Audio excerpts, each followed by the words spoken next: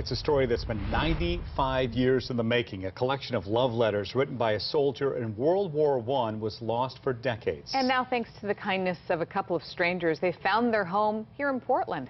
KATU's Hillary Lake takes us back in time and halfway around the world with this love letter mystery.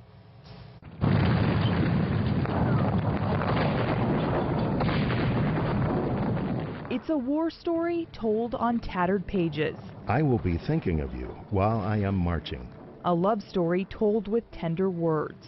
Will close with all my love to you and baby. Letters written during World War I from a soldier somewhere in France to his wife in Phoenix, Arizona, reveal the story of what it means to be family. I will go with the regiment and be discharged, then home toot sweet to my own darling girl. Best wishes to all. I am as ever your loving Nathan. Nathan penned the first letter to his love, Loda, in 1918. 25 letters in all to try to span the distance between them. And the story might have ended there, if not for, well, let's call it fate. Either shortly before he shipped out or while he was over there. This is Lisa. She's lived in Portland for decades, a math and science teacher by trade. She's built a life for herself here.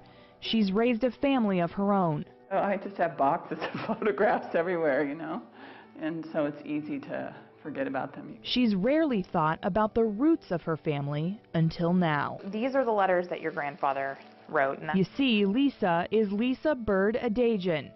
Bird as in William Nathan Bird.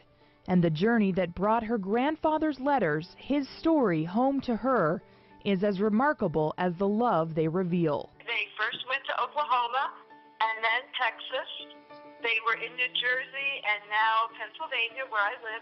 Cheryl Caliguire is a complete stranger to the Bird family. She told me over Skype she found Nathan's letters to Loda in Southern California 30 years ago. It was an open shoebox, sort of just left there. And I have to believe that it fell into the wrong hands. It didn't mean anything to them. Cheryl wanted to return them, but the only clue she had was the address on the envelopes.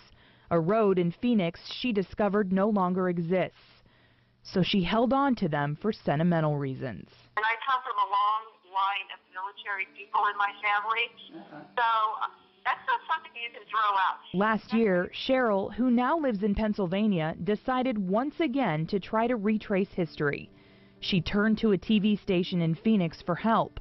An assignment editor found the 1940 census and a property deed that showed the Bird family once lived there. He made a connection to Oregon when he stumbled across a 2005 newspaper obituary for Nathan and Loda's son, William. That led straight to granddaughter Lisa. It's kind of overwhelming at this point. You know, it's I'm anxious to read all of them and kind of put the pieces together. And slowly, the shape of Lisa's past becomes more clear. Nathan Bird drove horse-drawn wagons full of supplies during the war, a task well suited for a skilled rancher. And in the letters, your grandfather is telling your grandmother that he wants to farm in Phoenix. Did you know anything about that? No, but that fits with what little I knew about the family. He deployed to France as part of the famous Indian Head 2nd Infantry Division. He writes about being away in the trenches of World War I, all while hanging on to his love for Loda. I am getting along all right and getting plenty to eat and having a very lazy time. But I can't keep from getting homesick and wanting to see all my loved ones at home sometimes. Chance brought these two stories together, one of Nathan Bird's past, the other of Lisa Bird's present. Well, chance and Skype. So you're the one that found the letter?